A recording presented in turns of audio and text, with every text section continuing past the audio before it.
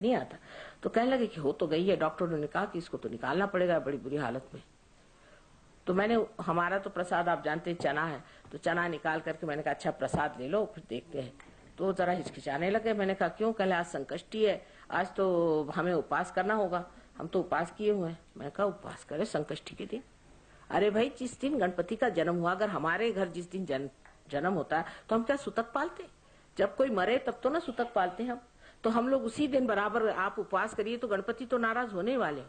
आपको आश्चर्य होगा कि मैंने उनको चना खाने को दिया और घर वो गए। उसके बाद मैंने कल डॉक्टर को आप दिखा दीजिए, दूसरे दिन उनका ध्यान ठीक हो गया।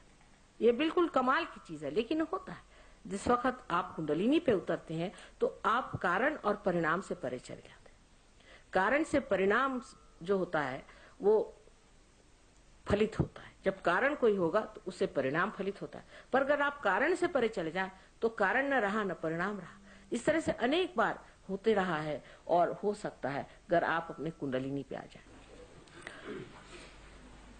आपने ठीक पॉइंट निकाला, बड़ा कॉमन।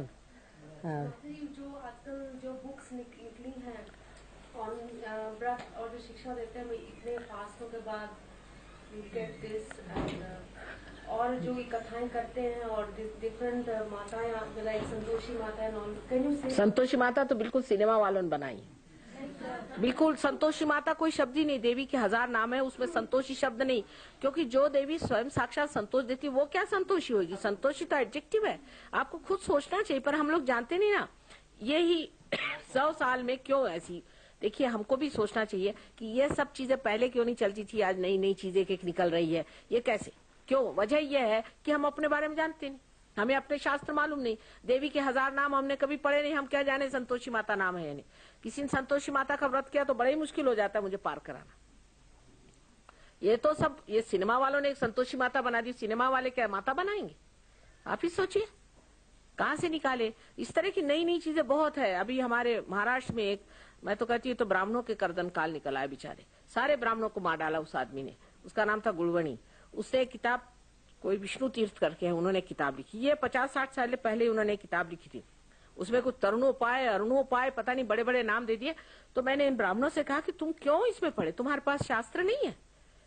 ये कहीं लिखा है अपने शास्त्रों में? जो चीज परंपरागत हमारे अंदर है, जो महान लोगों ने लिखी है। मैंने कहा तुम तो, और खासकर महाराष्ट्र के ब्राह्मण तो इतने विद्वान हैं, मैंने कहा ये तुमने माना क्यों?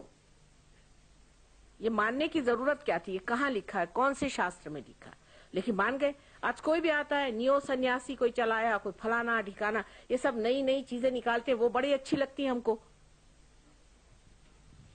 ये राजसिक स्वभाव होता है मनुष्य का, उसको रोज नई चीज चाहिए।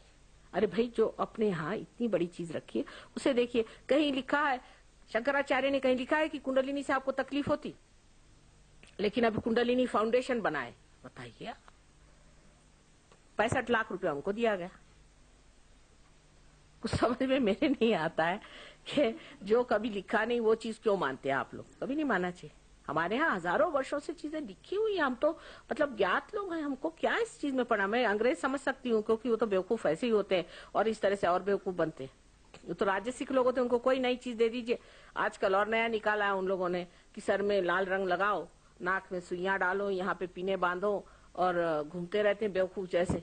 उनसे पूछा कि ये सब क्या करते हो, तो कल इसमें क्या गलत हुआ? मैं कहा कुछ नहीं, नाक काट लीजिए, उसमें क्या गलत हुआ? उनको यही नहीं समझ में आता कि गलत और सही क्या। उनसे क्या सीखने का? जो हमारा धरोहर है इतने सालों से, जो शास्त्र हमारे अंदर है।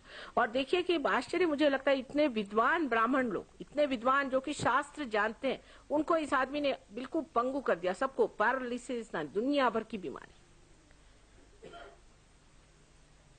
और जब मैंने उनसे पूछा कि साहब ये कहाँ किस किताब में लिखा है तरुणोपाय अरुणोपाय और शक्तिपात, तो कहले किसी किताब में नहीं। तो मैंने कहा ये कहाँ से बीच में से पैदा हो गए 60 साल पहले? ये बात करें, सोचना चाहिए ना कि क्या हमारे शास्त्रों में लिखना होना चाहिए ना। और इतने विद्वान लोग, उन पे मुझे आश्चर्य हो। मैंने कहा कि तुम लोगों को इन्होंने मात किया, उनके चक्करों में नहीं आना चाहिए। नई कोई बात आए तो पूछना कि इसका शास्त्र में आधार बताओ, शास्त्राधार होना।